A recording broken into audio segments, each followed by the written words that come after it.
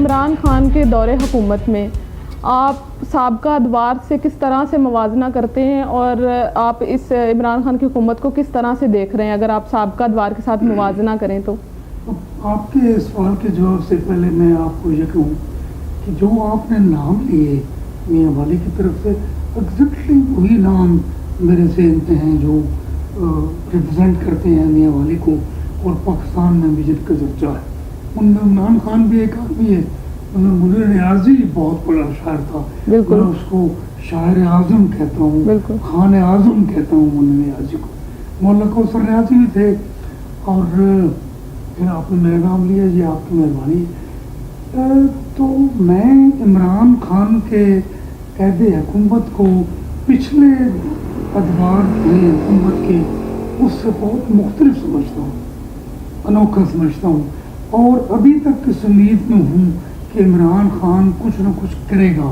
اگرچہ لوگ اب مایوسی کی طرف جا رہے ہیں مگر میں سمجھتا ہوں کہ ان کے سامنے امید کا بہت بڑا دروازہ ہے جو کھلا ہوا ہے. تو میرا عمران خان کے بارے میں خیال اچھا ہے, اگرچہ عمران خان سے اختلاف بھی ہوتے رہے, عمران خان کی اور میری کچھ ناراضگی بھی ہوئی, کچھ پسند ناپسند میں بھی معاملات چلے, مگر میں سمجھتا ہوں کہ عمران خان بہت بڑا آدمی ہے جس نے میاں والی کو ریپرزینٹ کیا ہے. تو کوئی بھی ادوار عمران خان کے علاوہ بھی ہوتا ہے تو میں اس سے مختلف سمجھتا شریف برادران کے ادوار حکومت سے, کیونکہ ان حکومتوں میں مجھے کوئی نقشہ نظر نہیں آتا, کوئی رستہ نظر نہیں آتا, عوام کی بہبود کے لیے کوئی منصوبہ نظر نہیں آتا.